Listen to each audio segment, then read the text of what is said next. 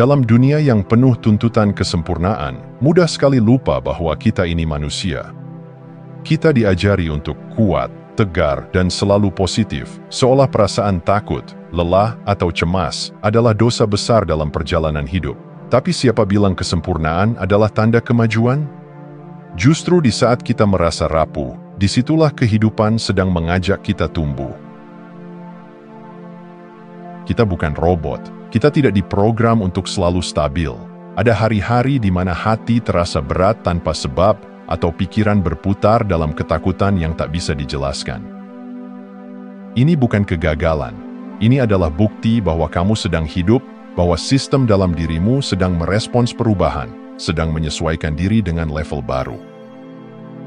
Saat kamu memilih untuk berubah, untuk memperbaiki hidupmu, sistem sarafmu tidak langsung menari kegirangan. Ia curiga, ia terancam, karena tubuh dan pikiran kita lebih menyukai yang familiar ketimbang yang benar-benar baik. Jadi wajar kalau saat kamu mulai langkah pertama menuju versi terbaikmu, justru muncul rasa takut, gemetar, cemas.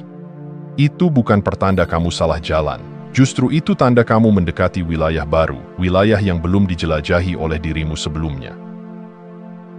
Dan inilah momen pentingnya. Jangan buru-buru melabeli rasa itu sebagai masalah, jangan juga terburu-buru mengusirnya. Kita sering berpikir bahwa jalan keluar dari rasa takut adalah dengan melawannya, tapi sesungguhnya kekuatan sejati muncul saat kita berhenti bertarung dan mulai mengamati. Alih-alih berkata, "Aku takut," cobalah ucapkan, "Aku sedang mengalami rasa takut." Kalimat itu mungkin terdengar sederhana, tapi ia memindahkanmu dari posisi korban menjadi pengamat. Dari seseorang yang terjebak dalam rasa menjadi seseorang yang menyadari bahwa rasa itu adalah tamu, bukan identitas. Kamu bukan rasa takutmu. Kamu adalah ruang yang cukup luas untuk menampung rasa itu dan membiarkannya pergi saat waktunya tiba. Ini bukan tentang menyangkal emosi, juga bukan tentang berpura-pura kuat. Ini tentang kehadiran. Keberanian untuk duduk bersama rasa tidak nyaman dan mengamatinya seperti seseorang mengamati ombak di pantai. Ia datang, ia bergulung, ia menamparkan dirinya ke daratan, lalu ia pun surut kembali ke laut.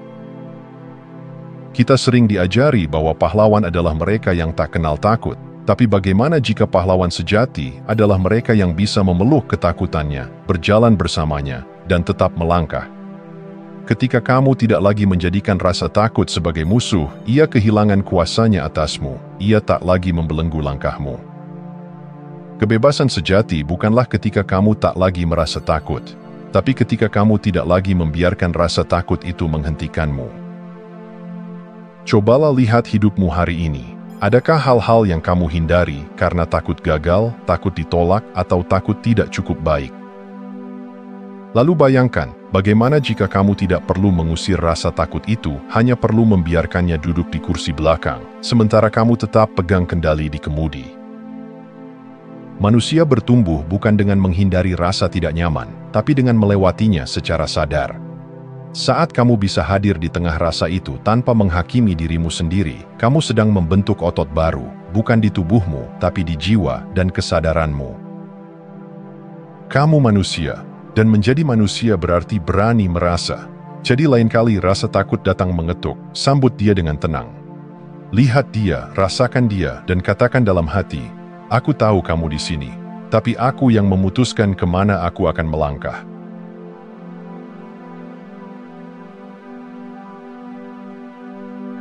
Pernahkah kamu merasa seperti hidupmu berjalan di jalur yang sama, meskipun kamu sudah mencoba berubah? Seperti ada tembok tak terlihat yang menahanmu untuk melangkah lebih jauh. Itu bukan karena kamu malas. Bukan juga karena kamu tak cukup pintar atau tak cukup beruntung. Itu karena ada satu hal yang bekerja di balik layar. Program bawah sadar. Setiap kali kamu membuat keputusan, merespons suatu kejadian, atau menarik kesimpulan tentang hidup, ada bagian dari dirimu yang mengarahkan semua itu, dan itu bukan pikiran sadarmu. Sejak kecil, kamu menyerap begitu banyak keyakinan, nilai, dan narasi dari lingkungan, dari orang tua, guru, teman, bahkan dari peristiwa menyakitkan. Banyak dari itu tertanam tanpa kamu sadari. Maka jangan heran jika kamu kadang merasa hidup seperti berputar di tempat. Karena yang perlu diubah bukan hanya tindakanmu, tapi sistem operasi yang menjalankannya. Realitasmu hari ini bukanlah takdir mutlak. Ia adalah cermin dari pola bawah sadar yang kamu jalani berulang-ulang. Dan kabar baiknya, program bisa diubah.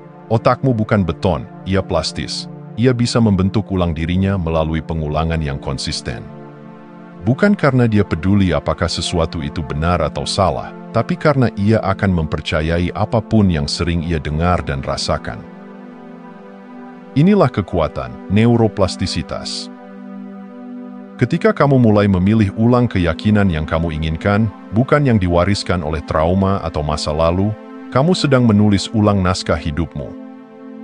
Dan otakmu, tanpa banyak protes, akan mengikutinya, asalkan kamu mengulanginya cukup sering.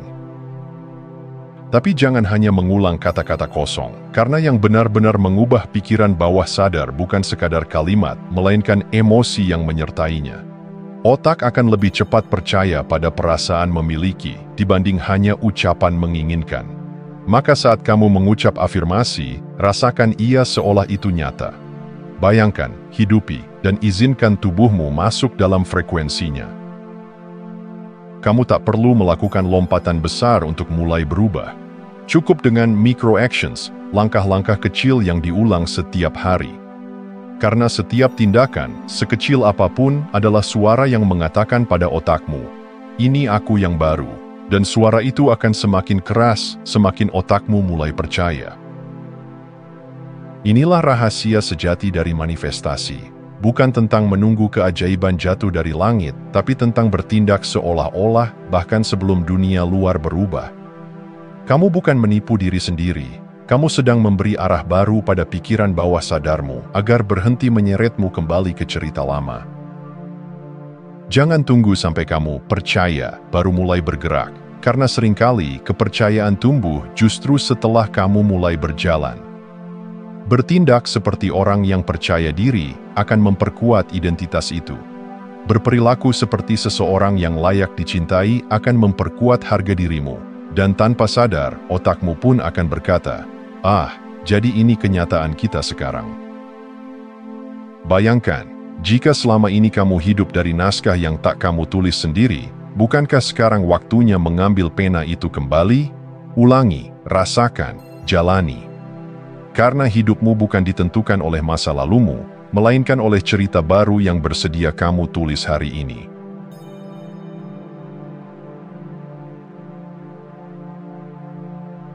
Seringkali, kita berusaha mati-matian mengubah dunia di luar agar hidup terasa lebih tenang. Kita mengejar kesuksesan agar bisa merasa berharga, mencari cinta agar merasa layak, berharap pada validasi luar agar bisa tenang di dalam. Tapi semakin dikejar, semakin kita merasa jauh dari kedamaian yang sebenarnya kita cari. Karena kuncinya bukan di luar, tapi di dalam. Bukan pada keadaan, tapi pada koherensi, keadaan di mana pikiran, emosi, dan energi kita selaras. Saat bagian dalam dirimu berjalan seirama, semesta pun merespons dengan harmoni.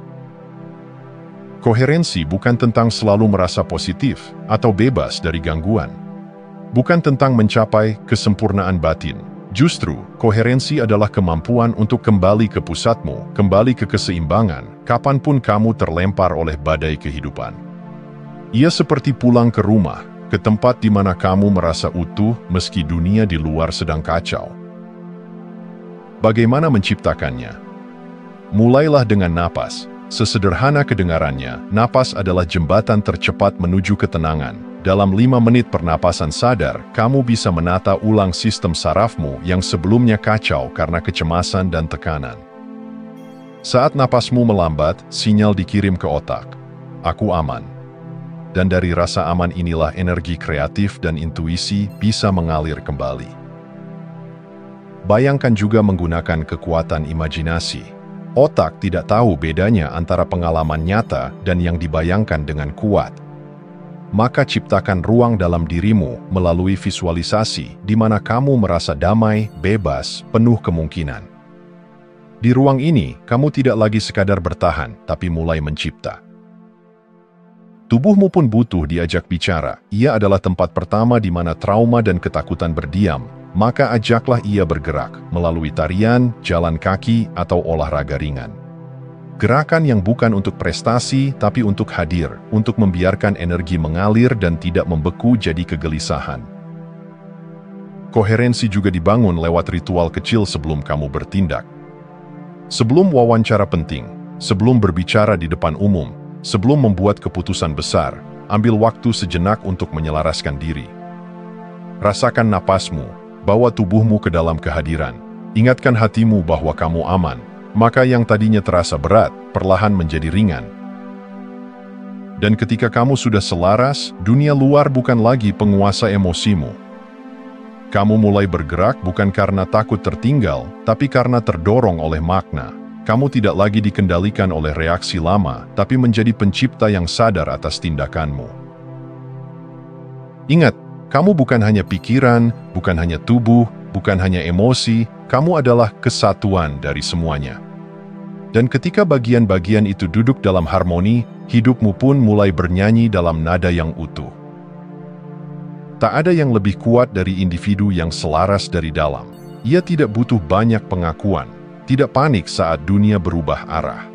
Karena pusat kekuatannya bukan pada hal yang bisa dicabut kapan saja, tapi pada sesuatu yang tumbuh dari kedalaman, kesadaran akan siapa dirinya.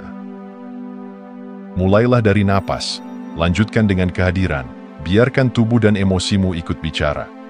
Dan rasakan bagaimana seluruh realitasmu berubah, bukan karena kamu memaksa dunia luar, tapi karena kamu telah pulang ke pusat dirimu.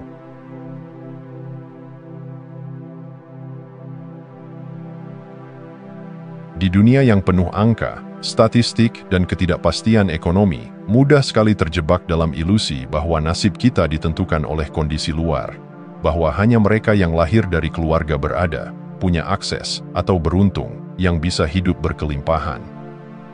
Tapi jika kamu menyelam lebih dalam, kamu akan menemukan satu kebenaran sederhana namun luar biasa. Takdir ekonomimu bukan ditentukan oleh dunia luar, tapi oleh peta di dalam dirimu. Pikiran bawah sadar, itulah medan kekuatan sesungguhnya. Di sanalah tersimpan semua cerita lama yang diam-diam mengarahkan keputusanmu, mengatur responsmu terhadap uang, dan membentuk batasan tentang apa yang kamu anggap layak kamu terima. Mungkin kamu tumbuh dalam keluarga yang sering mengatakan, uang itu susah dicari, atau jangan terlalu berharap, nanti kecewa. Kata-kata ini mungkin tidak kamu sadari, tapi ia menanamkan benih di alam bawah sadarmu. Dan benih ini, jika tidak disadari, tumbuh menjadi tembok yang membatasi, tembok yang membuatmu merasa bersalah saat ingin lebih, atau merasa tidak pantas menerima sesuatu yang besar. Namun kabar baiknya, kamu tidak harus terus hidup dari program lama itu. Pikiran bawah sadar bisa diatur ulang. Otakmu plastis, bisa dibentuk ulang. Sistem sarafmu bisa diajar untuk merasa aman dalam kelimpahan. Dan kamu punya kendali penuh untuk melakukannya. Proses ini bukan sihir, ia bukan sekadar afirmasi kosong yang dibisikkan di cermin. Ini adalah proses ilmiah dan spiritual.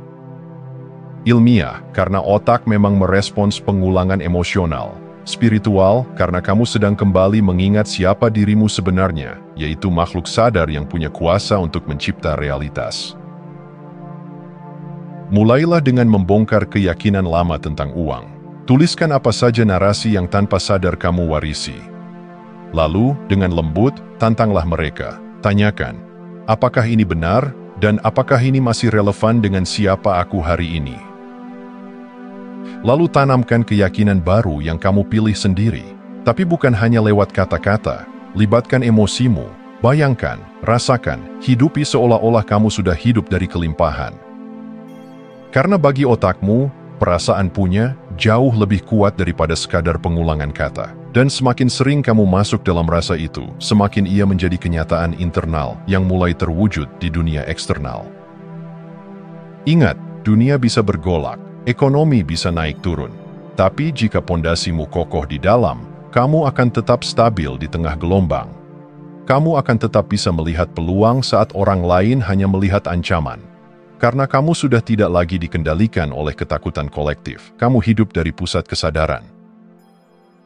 Dan lebih dari itu, kelimpahan bukan tentang punya banyak, tapi tentang merasa cukup dan bebas untuk mencipta. Ia bukan hak istimewa bagi segelintir orang. Ia adalah warisan alamimu sebagai manusia yang sadar. Jadi jika kamu merasa dunia sedang tidak adil, ingatlah, kamu punya kekuatan untuk mengubahnya dari dalam. Tidak dengan menunggu ekonomi membaik, tapi dengan menyadari bahwa kamu sendiri adalah ekosistem penciptaan. Dan dari sanalah semuanya dimulai.